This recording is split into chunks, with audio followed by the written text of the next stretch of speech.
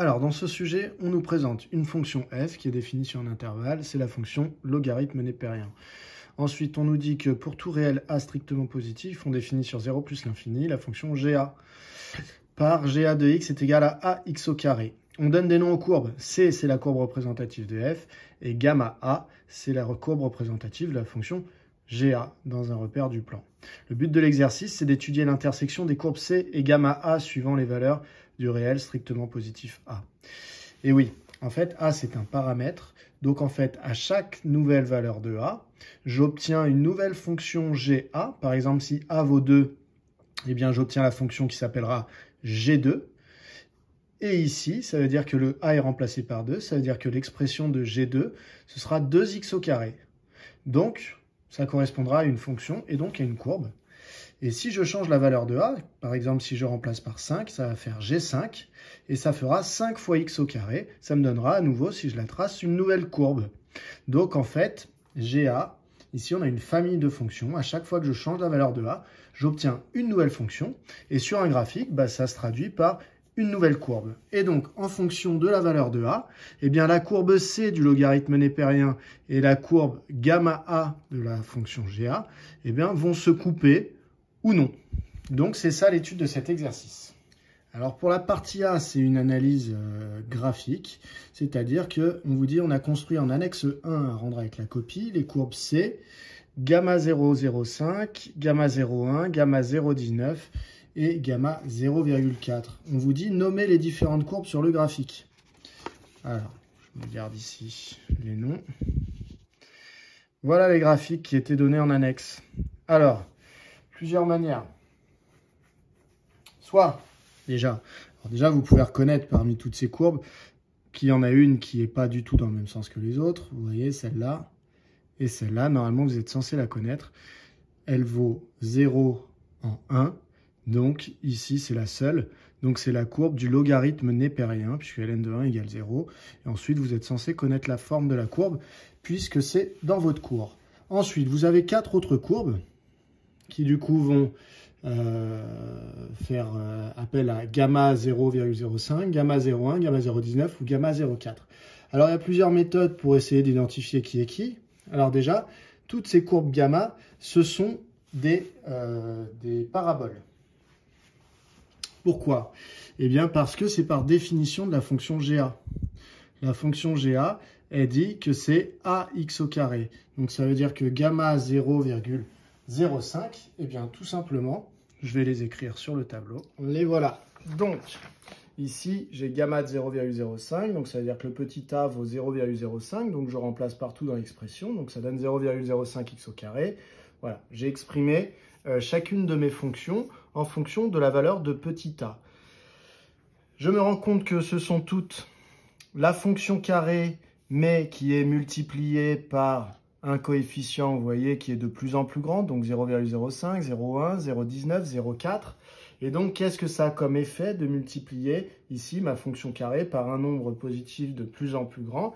Eh bien, ça a pour effet, sur mes courbes ici, de faire que mes courbes vont accroître de plus en plus vite quand j'augmente A.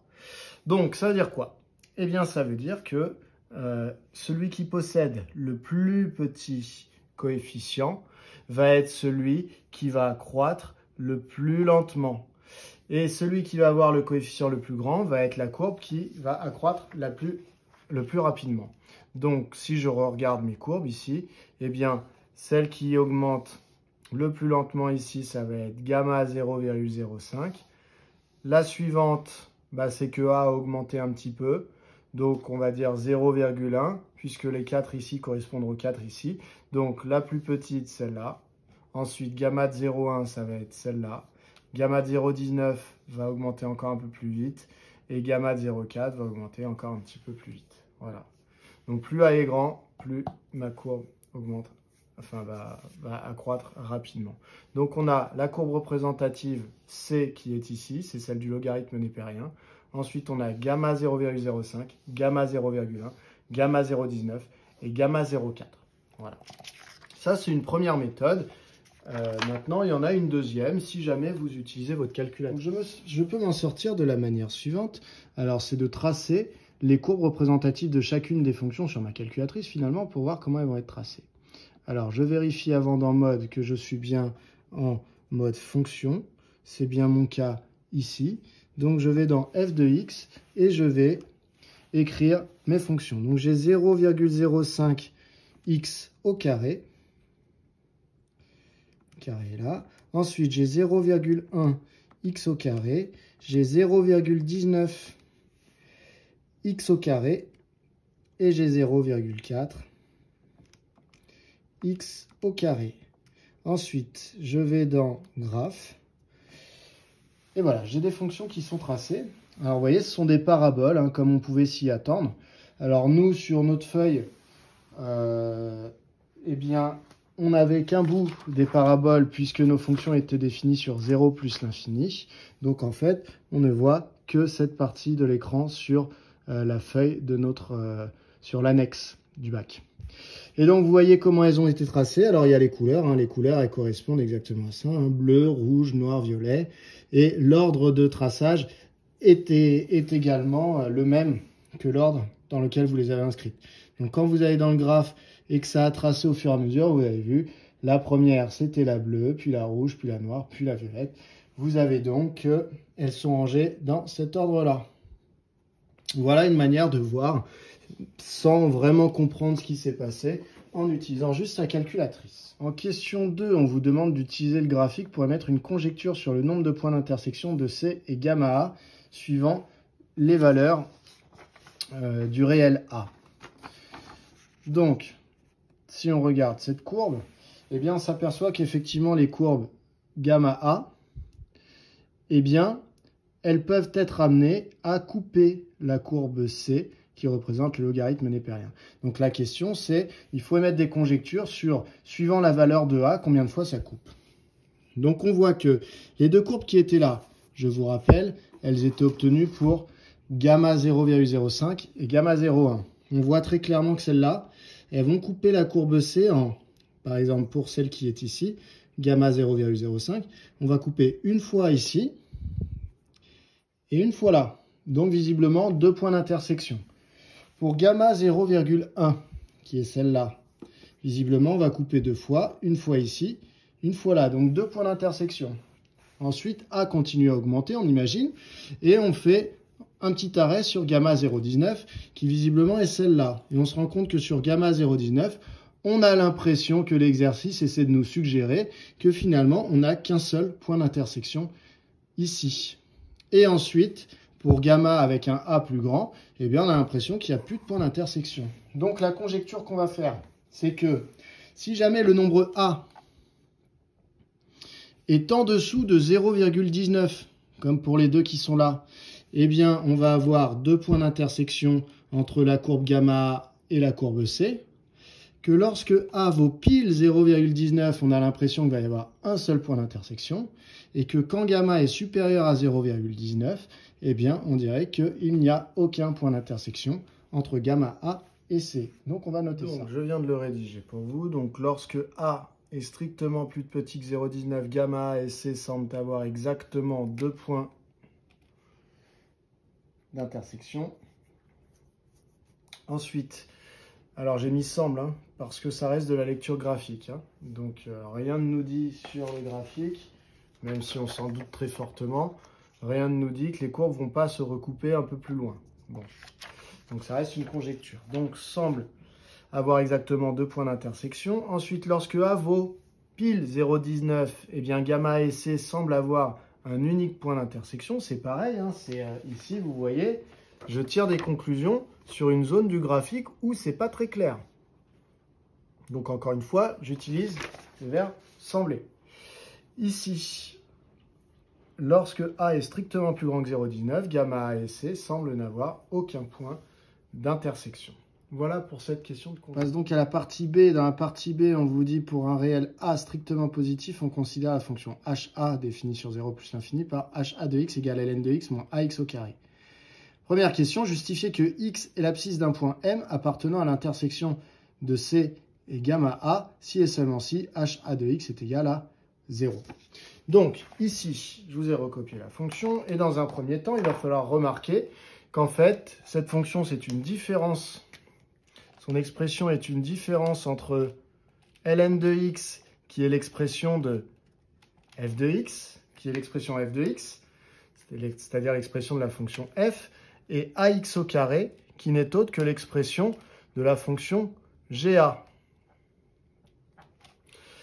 Donc, ça veut dire quoi? Ça veut dire que lorsque cette différence vaut 0, lorsque ha de x sera égal à 0, qu'est-ce qui va se passer? Eh bien, ça veut dire que f de x sera exactement égal à ga de x, puisque je fais la soustraction entre les deux. Si la soustraction vaut 0, c'est que pour ce x-là, f de x sera exactement le même que ga de x. Donc, qu'est-ce que ça veut dire sur un graphique que f de x est égal à ga de x? Eh bien, f de x, je vous rappelle, c'est la fonction logarithme népérien. ga de x, cette fonction-là, qui peut-être, cette fois-ci, sera comme celle-là. Et donc, quels sont les x pour lesquels f de x vaut pas le même nombre que ga de x? Eh bien, c'est les x qui correspondent au point d'intersection. C'est au point d'intersection, pour ces x-là et ce x-là, que f de x, qu'on pourrait lire en allant sur la courbe verte et en allant lire sur l'axe des ordonnées, eh bien, vaut pareil que ga de x, puisque les deux courbes se coupent. Eh bien, pour ce x-là, il y a la même image. Donc, voilà pourquoi x est l'abscisse d'un point d'intersection des deux courbes, si et seulement si ha de x vaut 0. Donc, on va expliquer ça. Donc, ha de x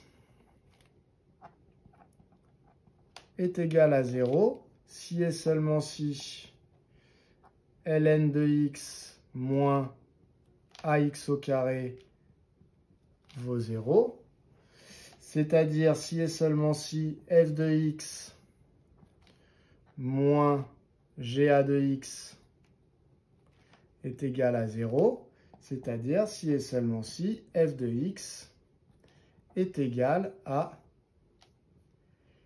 ga de x. Et ça veut dire que x, le x qui serait solution de cette équation, serait un x qui serait l'abscisse d'un point d'intersection de gamma a et de la courbe représentative de f. Donc, les solutions de ha de x égale 0 sont les solutions de f de x égale ga de x, c'est-à-dire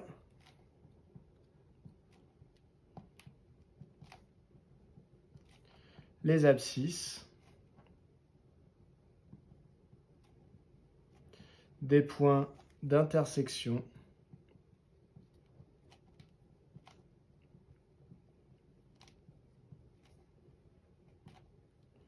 de C avec gamma A. Voilà pour cette question. Donc à retenir, puisqu'en fait, je vous rappelle que le but de l'exercice, c'est de trouver le nombre de points d'intersection entre les courbes gamma A et la courbe C en fonction de la valeur de A. Donc en fait, cette fonction HA, elle va nous servir, puisqu'on vient de dire que là où elle s'annulait, eh bien, c'était là où les courbes allaient se couper. Ce qui veut dire que si je trouve que ha de x s'annule une fois, c'est-à-dire que les courbes se coupent en un point. Si jamais ha de x s'annule deux fois, c'est-à-dire que les courbes s'annulent en deux, se coupent en deux points. Et si ha de x ne vaut jamais 0, ça veut dire que les courbes ne se coupent pas. Donc cette fonction ha de x, on va s'intéresser très certainement à quand est-ce qu'elle vaut 0. Quand est-ce qu'elle s'annule? Alors attention, j'avais fait une petite erreur. Hein. A est strictement positif. J'avais mis A appartient à R. Donc pour ceux qui l'ont remarqué, hein, A est un réel strictement positif. On passe à la question 2A de la partie B. Donc on admet que la fonction HA est dérivable sur 0 plus l'infini, donc pas besoin de le justifier. Et on note sa dérivée HA', la dérivée de HA, sur cet intervalle. Le tableau de variation de la fonction HA est donné ci-dessous. justifier par le calcul le signe de HA' de x, c'est-à-dire la ligne qui est là. Donc, justifier par le calcul, ça veut dire que je vais devoir calculer la dérivée de HA et trouver le signe, du coup, de la dérivée. Oui, bien, c'est parti. On va, du coup, dériver la fonction HA. Donc, pour tout x appartenant à 0 plus l'infini, HA de x vaut cela. Donc, lorsque je souhaite dériver une fonction, alors j'enlève le fait que c'était f de x moins GA de x. Donc, je réécris, hein, c'est ln de x moins a x au carré. Donc, lorsque je souhaite dériver une fonction, il faut que je repère l'opération principale, qui est ici. La soustraction, lorsque c'est une soustraction, eh bien, je dérive terme à terme. Donc, pour tout x appartenant à R plus étoile, alors je vous rappelle que R plus étoile, c'est exactement 0 plus l'infini, hein, eh bien, HA' de x va être égal à, donc la dérivée de ln de x, c'est votre cours qui vous le dit, c'est 1 sur x, moins, qui est le moins qui était là, et ax au carré, alors attention, je dérive, le a, c'est considéré comme étant une constante, puisque vous voyez, la variable, elle est inscrite ici, hein, c'est entre les parenthèses qu'on lit la variable. Donc quand on dérive, c'est par rapport à x, c'est pas par rapport à a. Donc a, vous avez beau ne pas savoir ce qu'il vaut, vous devez le considérer comme étant une constante. Donc ça veut dire que le a, il réagit comme si à la place, vous aviez 5. Si vous aviez 5, la dérivée de 5x au carré, vous auriez dit que c'était 5 fois 2x. Bon, bah là, ce n'est pas 5 que vous avez, c'est a. Donc, la dérivée de ax au carré, c'est a fois 2x. Donc, voilà pour cela. Donc, maintenant, il va falloir que j'étudie son signe. Pour étudier son signe, eh bien, je vais mettre la dérivée sous une bonne forme. Donc, vous commencez à savoir maintenant avec votre petit niveau que ici, pour discuter du signe, quand on a une soustraction, eh bien, c'est pas vraiment super parce que du coup, si je veux étudier le signe, il faudrait que je fasse une inéquation pour chercher quand est-ce que cette soustraction est strictement positive, par exemple, ou strictement négative si je cherche quand est-ce que c'est négatif HA'. Donc, pour avoir une forme plus agréable pour étudier le signe, eh bien, on va tout mettre au même dénominateur. Donc, ce qui veut dire que je vais tout mettre sur x puisque j'ai une fraction qui est déjà sur x. Donc, moins. Alors ici, j'ai a fois 2x. Si je veux le mettre sur x, il faut que je le multiplie par x. Donc, ça va me faire a fois 2 fois x au carré. Donc, ça fait 2ax au carré. Maintenant que j'ai le même dénominateur, je peux écrire ma fonction dérivée comme cela. 1 moins 2ax au carré sur x. L'avantage par rapport à cette écriture-là, c'est qu'ici, je vais pouvoir, puisque l'opération principale est une division, eh bien, je vais pouvoir utiliser un tableau de signes pour étudier le signe de HA' de x. Alors qu'ici, comme l'opération principale était une soustraction, je ne pouvais pas faire de tableau de signes avec cette expression-là. Or, un tableau de signes, c'est très pratique puisque ça me permet de faire le travail en plusieurs étapes. Je vais donc effacer, je vais me renoter la dérivée ici en haut et je vais faire mon tableau de signes. Donc c'est parti. Dans mon tableau de signes, je vais mettre, dans la première ligne, ce sont les x qu'on passe en revue. Donc je suis sur 0 plus l'infini ouvert en 0, donc je mets une double barre qui symbolise ma valeur qui n'est pas dans l'ensemble des définitions.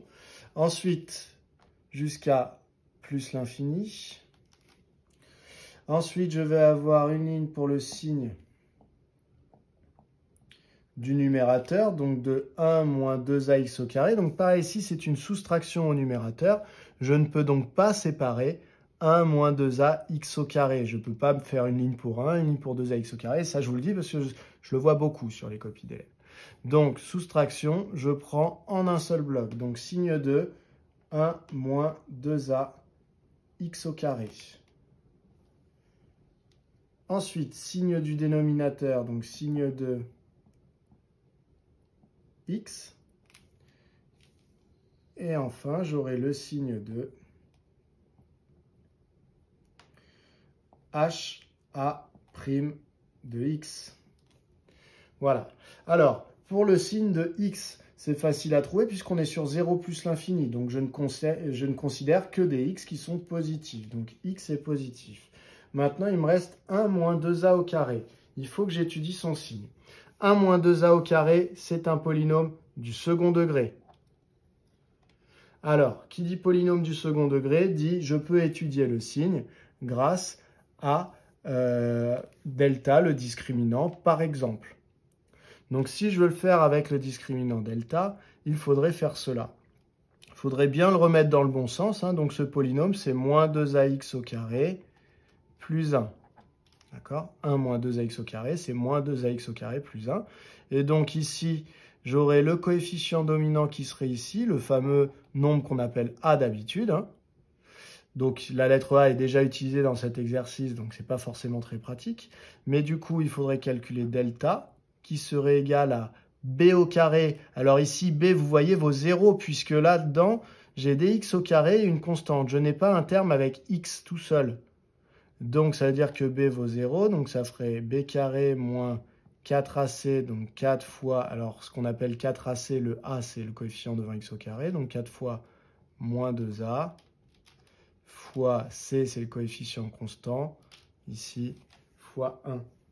Ce qui nous donnerait un discriminant, alors ici j'ai deux signes moins, donc moins par moins, ça va devenir plus, et ça fait 4 fois 2a, ça fait 8a, 8a fois 1, ça fait donc delta égale 8a.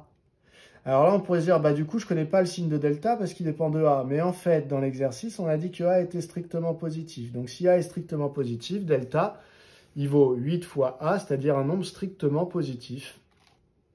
Donc, finalement, vous pourrez conclure que delta est strictement positif et donc que ce polynôme a exactement 2 racines.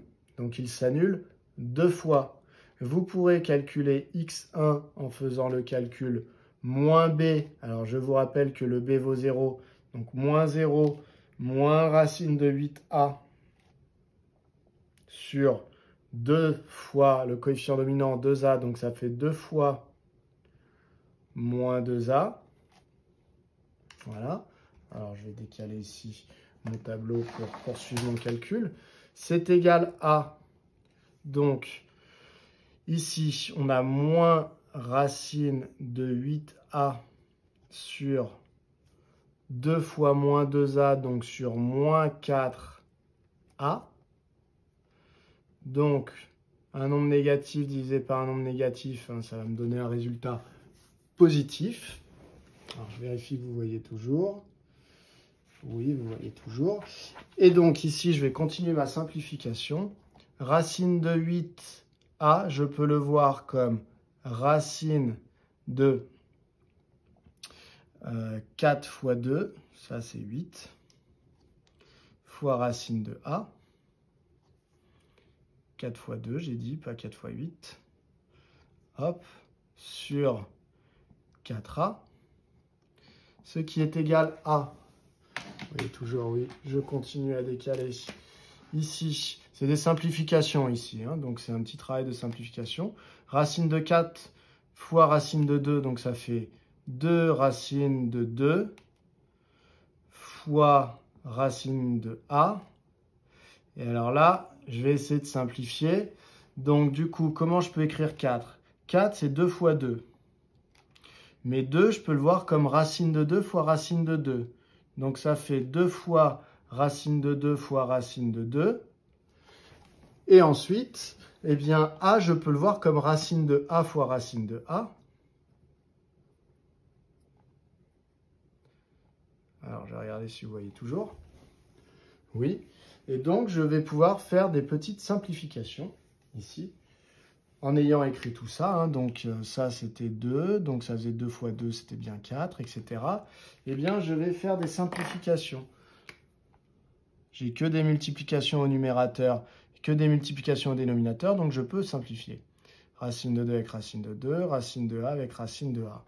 Donc finalement, qu'est-ce qui me reste pour x1?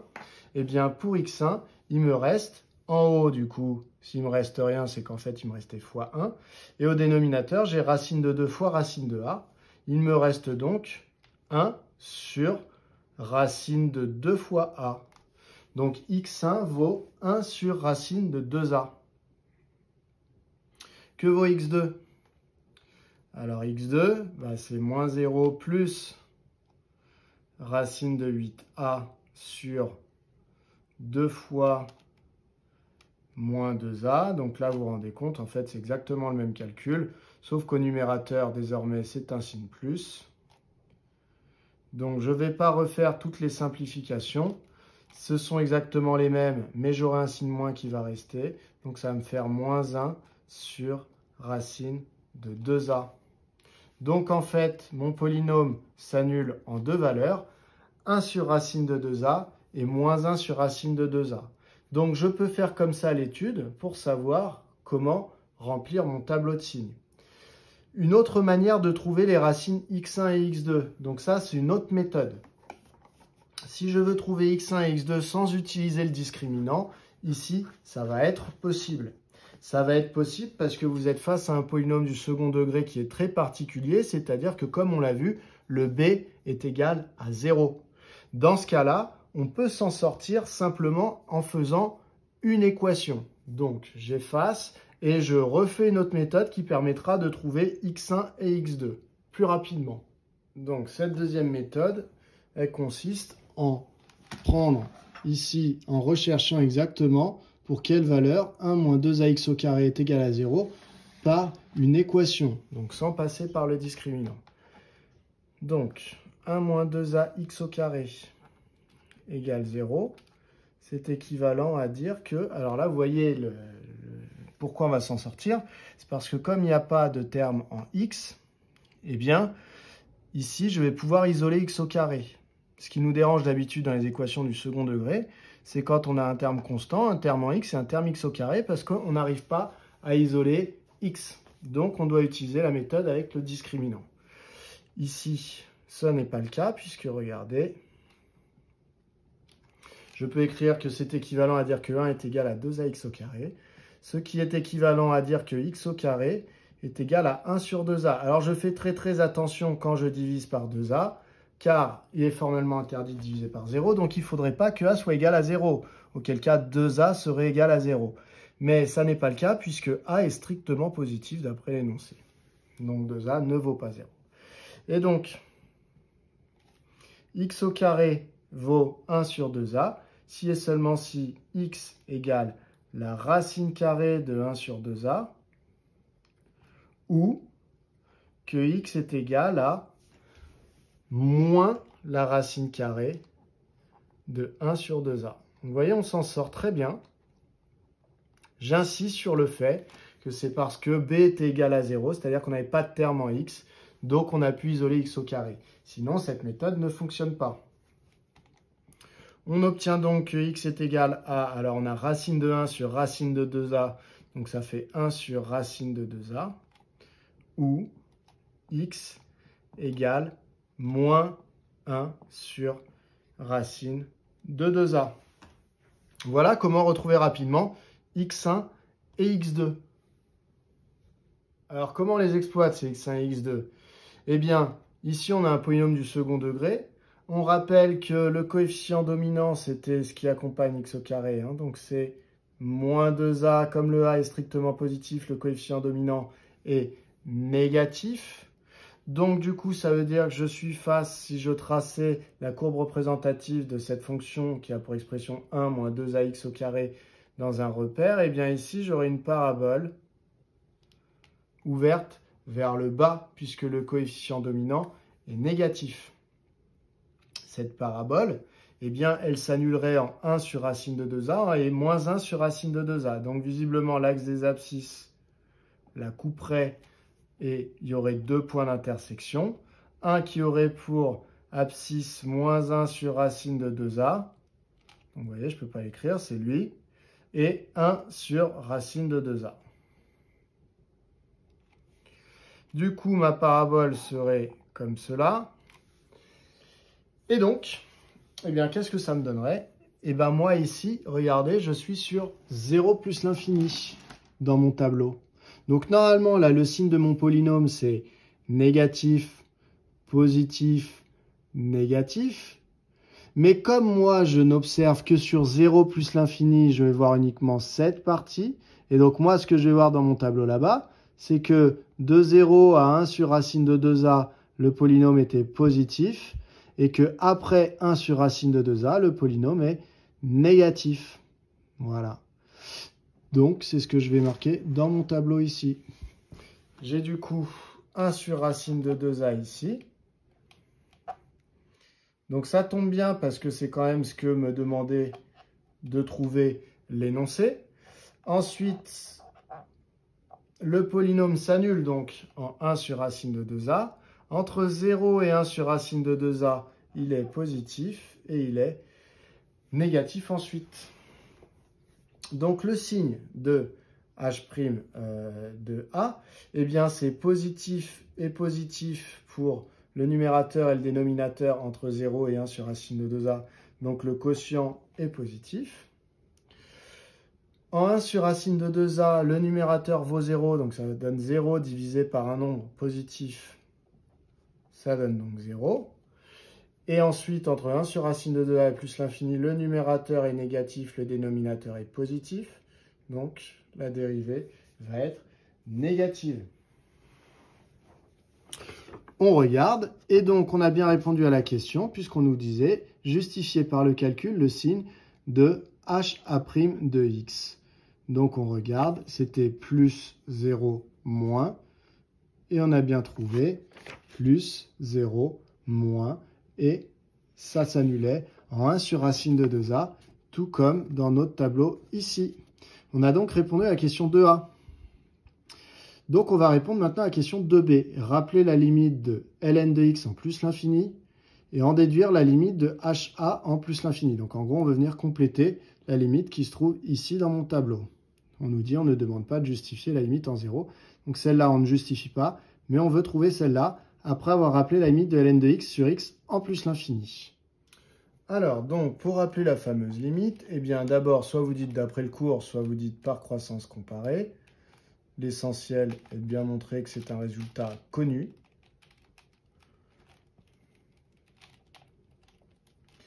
Eh bien, on sait que la limite de ln de x sur x, lorsque x tend vers plus l'infini, qui normalement devrait être une forme indéterminée, puisque ln de x tend vers plus l'infini quand x tend vers plus l'infini et que x aussi, eh bien en réalité, on connaît le résultat qui est 0.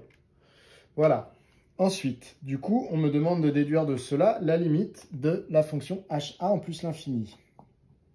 Donc je réécris qui est cette fonction ha. Donc pour tout a positif, eh bien pour tout x appartenant à R plus étoile, on réécrit qui est ha de x. Ha de x, c'est ln de x moins a x au carré. Et donc, si j'étudie la limite en plus l'infini, alors ln de x tend vers plus l'infini quand x tend vers plus l'infini, x au carré tend vers plus l'infini quand x tend vers plus l'infini, donc multiplié par a qui est un nombre strictement positif, eh bien ax au carré tend encore vers plus l'infini en plus l'infini. Donc j'ai quelque chose qui tend vers plus l'infini, à qui je retire quelque chose qui tend vers plus l'infini. Je suis donc sur une forme indéterminée. Le sujet m'a mis la puce à l'oreille sur le fait que je connaissais la limite de ln de x sur x. Donc je me dis que ici, ce serait pas mal si j'avais sur x. Et là, je me rappelle qu'il y a une technique du cours qui permet de créer des dénominateurs comme ça. C'est tout simplement de factoriser. Donc on va trouver une nouvelle forme qui ne sera pas indéterminée cette fois-ci en factorisant par x. Donc si je factorise par x, qu'est-ce qui me reste? Ln de x, lui, il n'avait pas de x.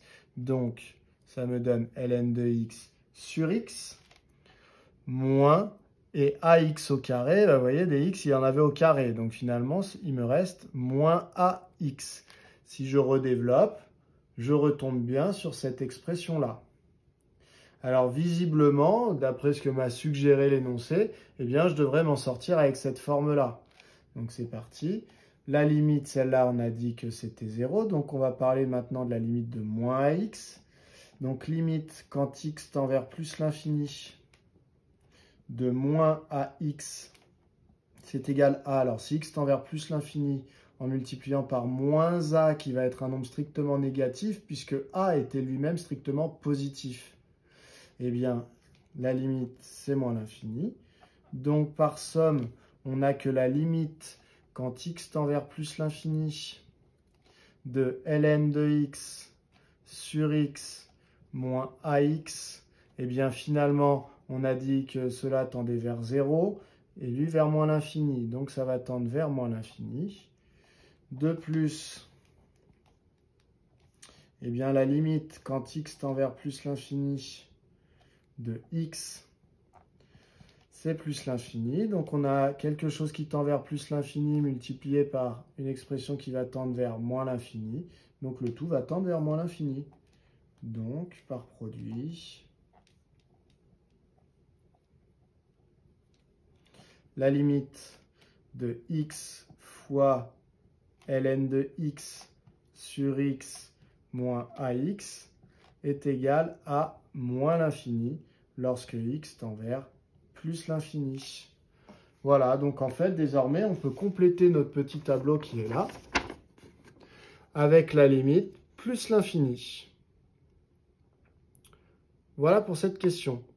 Question suivante. On vous dit dans cette question, dans la question 3a, dans cette question et uniquement dans cette question, on suppose que a c'est 0,1. Justifiez que dans l'intervalle 0, 1 sur racine de 0,2, l'équation h01 de x égale 0 admet une unique solution. Alors ça, quand on nous demande de montrer comme ça qu'il y a une unique solution sur un intervalle, ça nous rappelle le théorème de la bijection, théorème des valeurs intermédiaires. Donc pour cela, j'ai besoin de trouver un tableau de variation pour appliquer ce théorème. Donc je vais faire le tableau de variation de la fonction h01. Donc déjà, ma fonction h01, je peux écrire son expression. C'est donc, pour tout x appartenant à 0 plus l'infini, eh bien h01 de x est égal à ln de x moins 0,1 x au carré. J'ai remplacé le a par 0,1. Alors, j'ai parlé d'avoir son tableau de variation à cette fonction. Alors, je pourrais me dire, ah bah du coup, je vais dériver, je vais trouver le signe de la dérivée, ça me donnera les variations de la fonction h01. Mais en réalité, eh bien comme dans la question qui était là, on a étudié le tableau de variation pour un a strictement positif, eh bien nous, on va appliquer ce tableau de variation avec a qui vaut 0,1. Donc, qu'est-ce que ça me donne? Alors, je ne vais pas mettre la ligne de la dérivée, elle ne me sert à rien. Je vais mettre la ligne des abscisses, des x, et je vais mettre la ligne ici des images.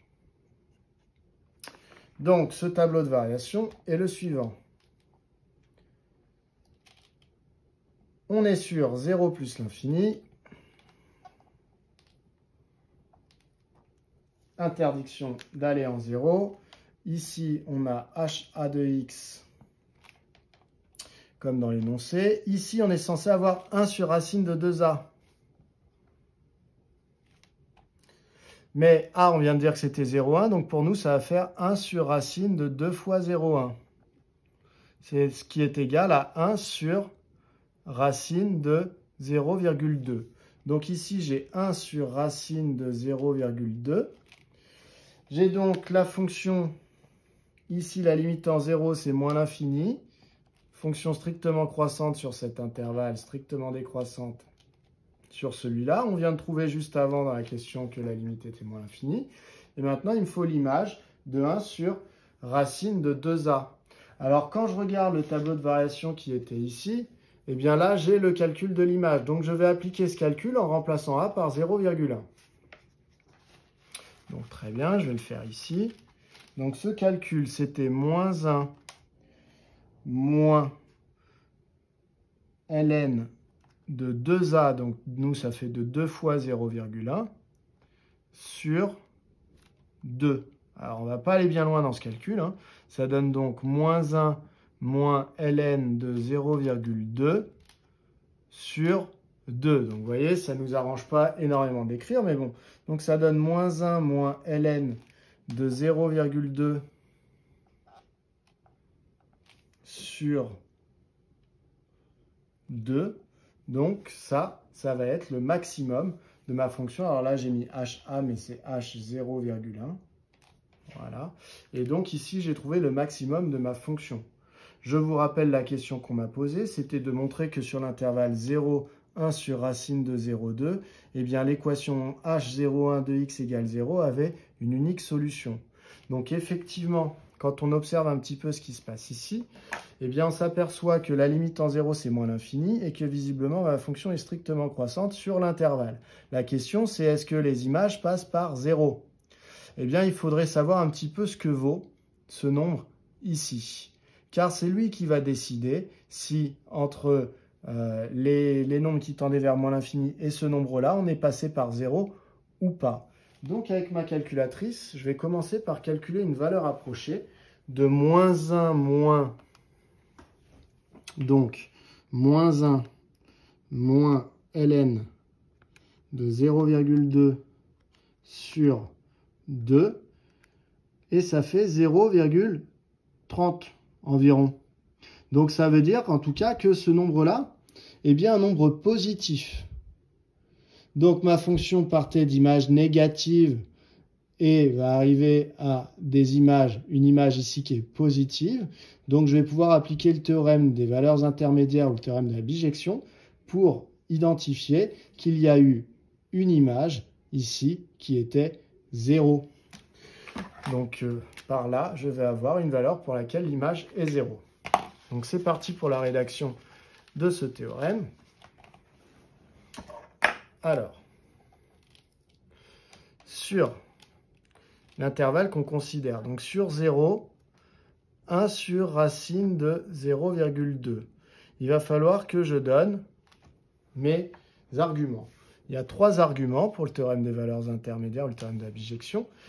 Eh bien, le premier, c'est que la fonction doit être continue. Donc, h de 0,1 est continu sur l'intervalle, donc sur 0, 1 sur racine de 0,2. Donc, je vais décaler légèrement mon tableau pour y voir quelque chose. Voilà. Ensuite, deuxième argument. Alors, si on me demande de justifier pourquoi elle est continue, je peux dire qu'elle est dérivable sur l'intervalle. Voilà. Toute fonction dérivable est continue sur un intervalle. Du coup, ensuite, h de 0,1, eh bien, je vais dire qu'elle était strictement croissante. Ça lui évite de redescendre et éventuellement de repasser une deuxième fois par 0. Donc, est strictement croissante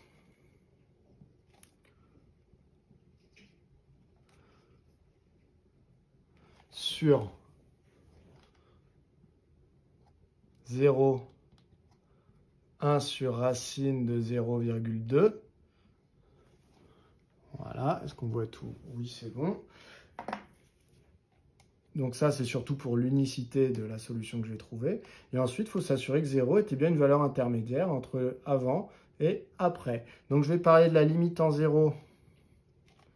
Donc la limite quand x tend vers 0 de h 0,1 de x, c'est moins l'infini. Et je vais parler de l'image ici. Et f, alors non, et h 0,1 de 1 sur racine de 0,2 est égal à moins 1 moins ln de 0,2 sur 2. Et ça, je ne vais pas hésiter à préciser que ça vaut à peu près 0,30. Parce que c'est ça qui fait que 0 est bien entre moins l'infini et ce nombre-là. Donc je vais dire, or, 0 est une valeur intermédiaire. Or, 0 appartient à moins l'infini, moins 1 moins ln de 0,2 sur 2. Donc, d'après, alors soit vous dites d'après le théorème des valeurs intermédiaires, ça va très bien. Soit vous dites d'après le théorème de la bijection, soit même d'après le corollaire du théorème de la bijection, puisqu'ici on utilise vraiment une limite. Donc le théorème de la bijection, eh bien, on peut dire que l'équation h01 de x égale 0 admet une unique solution, qui sera par là. Donc, d'après l'équation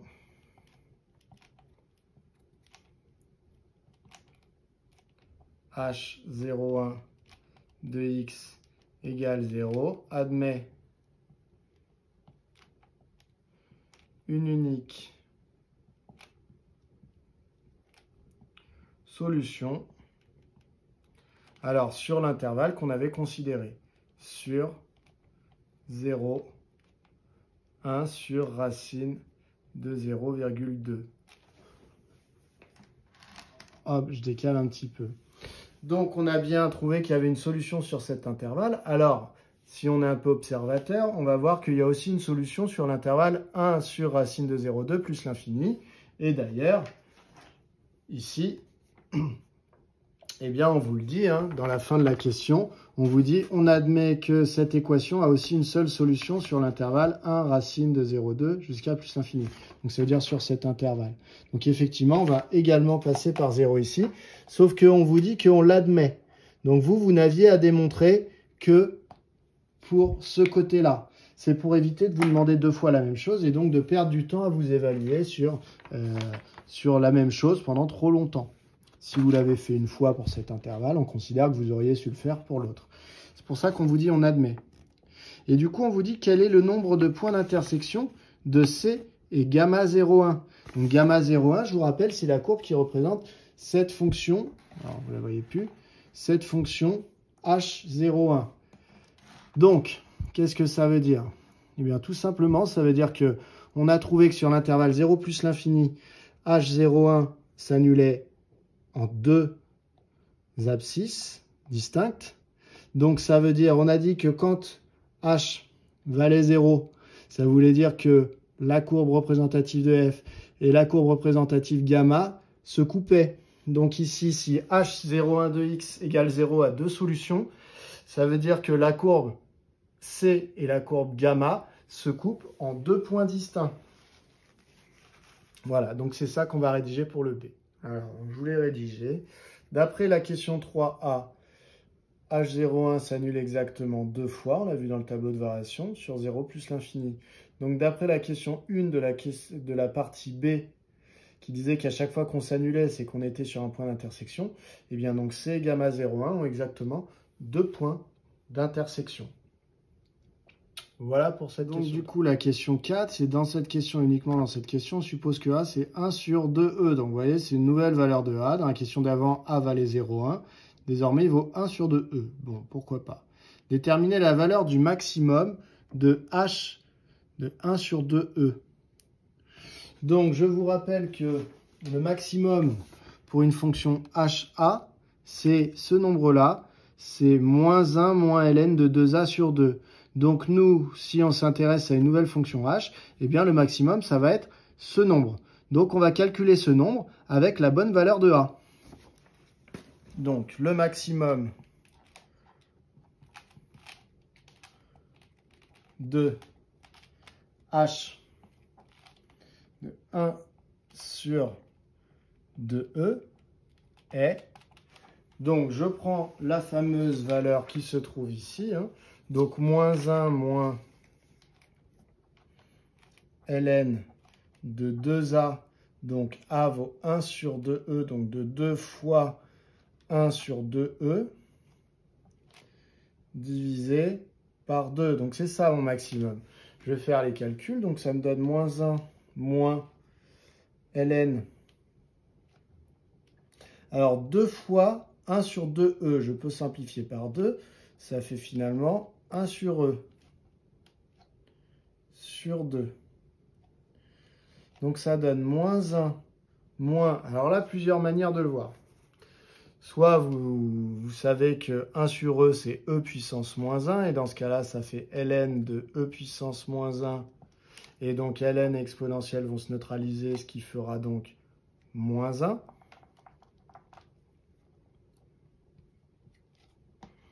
Autre manière de voir, eh bien ln de 1 sur E, c'est donc ln de 1 moins ln de E. Ln de 1 vaut 0. Ln de E vaut 1. Donc, ça fait également moins 1. Bien sûr, on arrive au même résultat à chaque fois. Donc, quoi qu'il en soit, ça donne donc moins 1 sur 2. Ce qui donne moins 1 plus 1, donc 0 sur 2, ce qui donne 0. Donc, ça veut dire que le maximum de la fonction h de 1 sur 2e, eh bien, c'est 0. Donc, la question suivante, la petit b, eh bien, c'est en déduire le nombre de points d'intersection des courbes C et gamma de 1 sur 2e et justifier. Alors, vous savez, par analogie à la question d'avant, que le nombre de points d'intersection de C et de gamma de 1 sur 2e, eh bien, c'est exactement le même nombre que le nombre de solutions de l'équation h de 1 sur 2e de x égale 0. C'est-à-dire que là où la fonction h de 1 sur 2e s'annule, on est sur un point d'intersection. Donc en gros, on vous demande combien de fois la fonction h de 1 sur 2e s'annule-t-elle. Donc vous savez qu'on a besoin du tableau de variation. Donc on va refaire notre tableau de variation pour la question petit v. Le tableau de variation, alors je le fais et je rallume la caméra une fois qu'il est fait. Donc voilà, donc j'ai refait le même tableau de variation qu'ici, en remplaçant le maximum par ce que je venais de trouver, c'est-à-dire 0. Par contre, il me manque la valeur pour l'abscisse de là où se trouve le maximum. Donc je peux la calculer. Normalement, c'est 1 sur racine de 2a. Alors là, c'est pareil, j'ai encore oublié. C'est 1 sur 2e, le a dans cette question. Donc ça fait 1 sur la racine carrée de 2 fois le paramètre, donc 1 sur 2e, ce qui est égal à 1 sur la racine carrée de 2 fois 1 sur 2e, je peux simplifier par 2, ça fait 1 sur e. Ensuite, ça me donne 1 sur racine de 1 sur racine de e, donc ça donne 1 sur racine de e. Et donc divisé par un nombre bien à multiplier par son inverse, ça me donne donc une fois racine de e sur 1, ce qui donne racine de e. Voilà. Alors quoi qu'il en soit, j'en avais pas vraiment besoin de cette abscisse. L'essentiel, c'est de voir dans ce tableau de variation, eh bien qu'ici, h de 1 sur 2e ne s'annule qu'une seule fois en racine de e, ce qui sous-entend que gamma et c, les courbes, n'ont qu'un seul point commun. Donc c'est ça que je vais dire. Donc on est bien dans la question 4b. Je vais dire d'après le tableau de variation,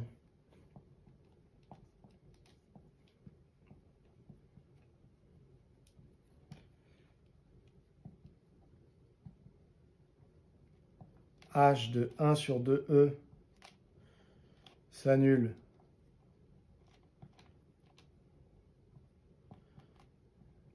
une seule fois sur 0 plus l'infini.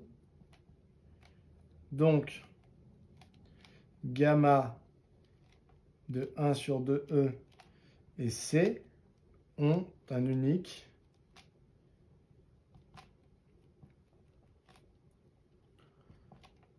point d'intersection.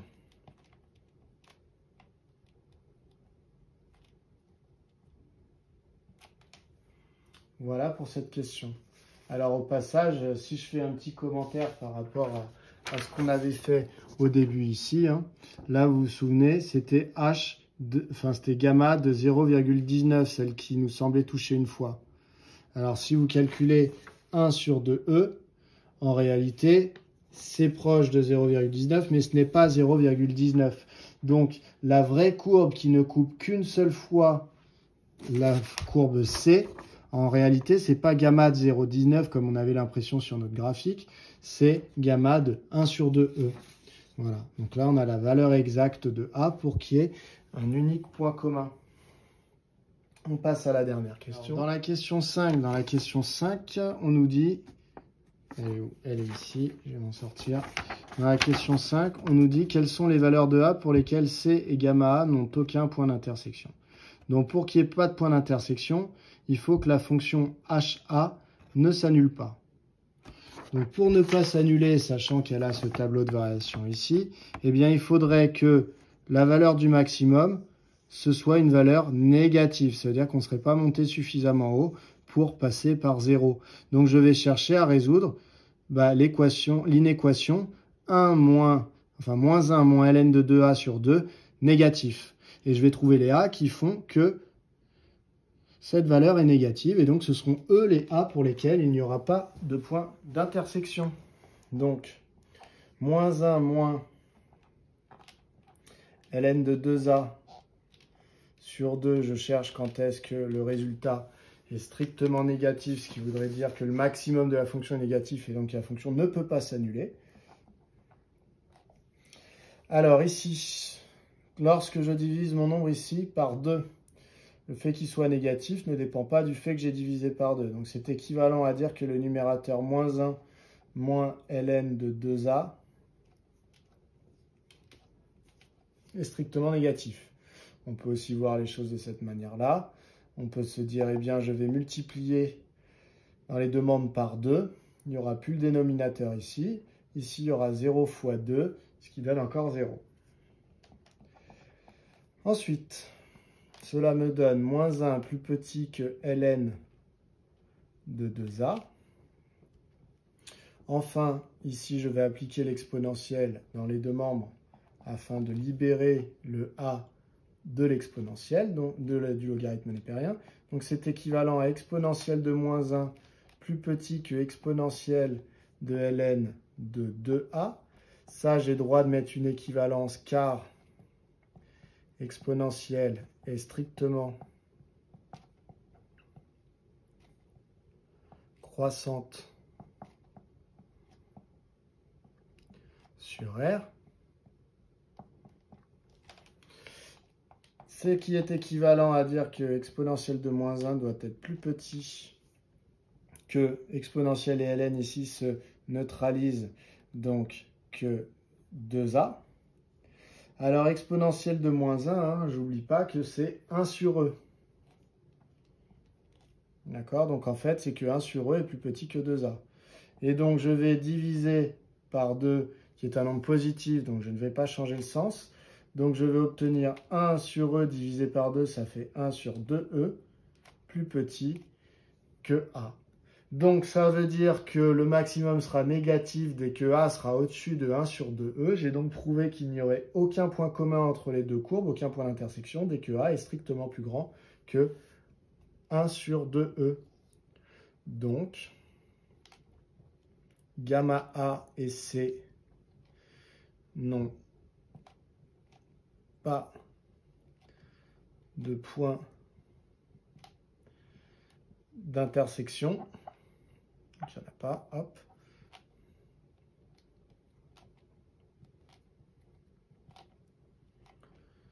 Si et seulement si A est supérieur strictement à 1 sur 2e. Voilà, donc c'est le résultat. Donc c'est pas tout à fait ce qu'on avait conjecturé, hein, je répète. Hein. Mais ici, en fait, c'était pas pour 0,19, la valeur frontière. Hein. C'est 1 sur 2e. Et on vient de le prouver.